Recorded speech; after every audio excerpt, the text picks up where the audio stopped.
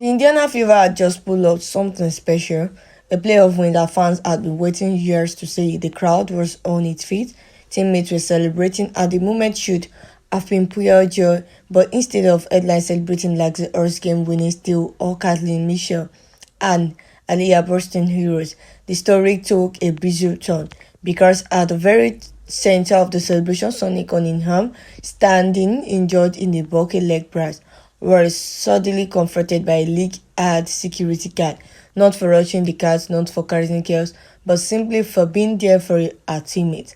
The scene was surreal. Sophie, wearing instigating, she could barely walk properly, yet a security guard treated her like a threat.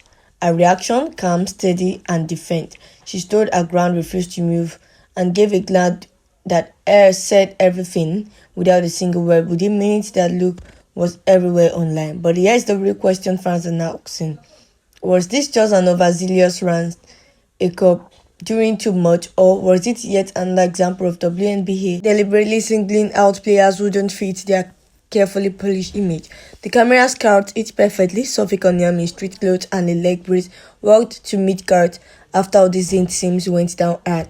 Like any good teammate, she wanted to check in. That is normal, it happens in every league, every sport. But instead of letting the moment pass, a security guard stomped up to Sophie and backed at her as if she had just lost the cat in the middle of a fight. The contrast could not have been clearer. Sophie injured and calm versus a guard who looked like he was itching for conflict. Her face said it all. First confusion, then frustration, then the infamous Sophie Cunningham glare. Fans know that look. It is the look that says, really, this is what you are doing right now. And the thing is, she did not beg you. She did not yell. She did not curse a scene. She just stood there refusing to be bullied. And that calm difference is exactly what the clip spread like wildfire. The incident hit social media instantly. Within minutes, videos of Sophie standing her ground were trending across Twitter, Instagram, and TikTok. The reaction was overwhelming, outrage. Fans weren't mad at Sophie. They were furious at the WNBA for allowing such an embarrassing situation to even happen. One viral comment summed it up perfectly.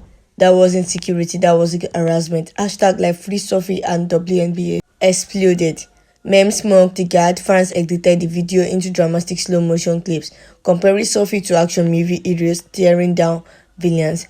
It did not matter the side of WNBA fandom you were on. People agreed the whole thing was ridiculous, and once again Sophie Cunningham became the center of conversation, not because she wanted it, but because the league handed her that spotlight.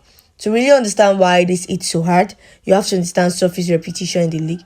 From the beginning of her career, she has been painted as the villain, outspoken, confident, willing to clap back at rivalries, and in a league where the image of players is carefully managed. Sophie stands out as someone who refused to play along. Here is the double edge of their narrative. When Injerazi screams after big play, it's called passion. When Peg Burgess shows fire, it's flamed as leadership. But when Sophie Cunningham shows the same energy, suddenly she's labeled as aggressive and problematic or extra.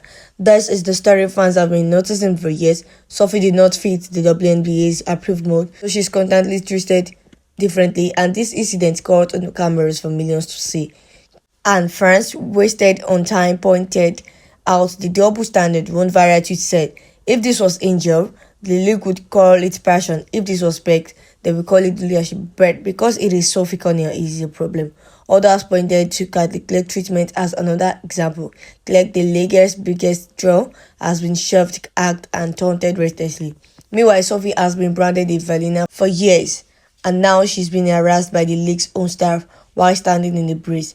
The pattern is hard to ignore. France did not believe it's coincidence anymore. This is not just about one security guard. It is about the WNBA's selective enforcement, selective outrage, and selective protection. If this were an isolated incident, maybe fans could brush it off. But it is not. It fits a disturbing pattern that's been playing out for years. Think about it. Clark takes harder fouls than anyone else in the league. Looks plays Riolix barely got a mention from WN media, while drama clips got all the attention. Johnny Carrington got league-wide sympathy after a confrontation while Sophie is mocked. The inconsistency is staggering, and fans are noticing every time something like this happens, the WNBA's credibility takes another hit. The league keeps saying they want growth, respect, and mainstream attention, But you can't achieve any of that when your biggest player of the moment gets overshadowed by a security guard yelling at an injured player. And now here is where Sophie once again proved why fans love her. She did not explode, she did not create chaos, she did not give the league a man instead. She stood her ground, stared down the guard, and then later pursued her. In an interview after the game, she joked about how nervous she was, how much she was sweating, and how wide the night felt. It was classic Cunningham, featured, funny and real. And that is why our fans base keep growing. Every time the league tries to frame her as the villain, she flips the script. The blacklist was instant, fans folded, Commissioner Akati and Hubert mentions, ripping her for presiding over what they call the most embarrassing league in professional sport. Some even demanded her resignation, pointing out that instead of celebrating the Fever's grit and Lexi Orr's brilliance, the league had once again turned the spotlight on controversy. And that is not growth, that is a disaster. And that is why the moment matter, because it wasn't just about Sophie. It was about what the WNBA chooses to highlight, what it chooses to protest, and what it chooses to single out. Instead of celebrating a playoff, the league let the story become Sophie versus the mall cap. Instead of promoting their stars, they keep dragging them into controversies. And instead of growing credibility, they are burning it away one incident at a time.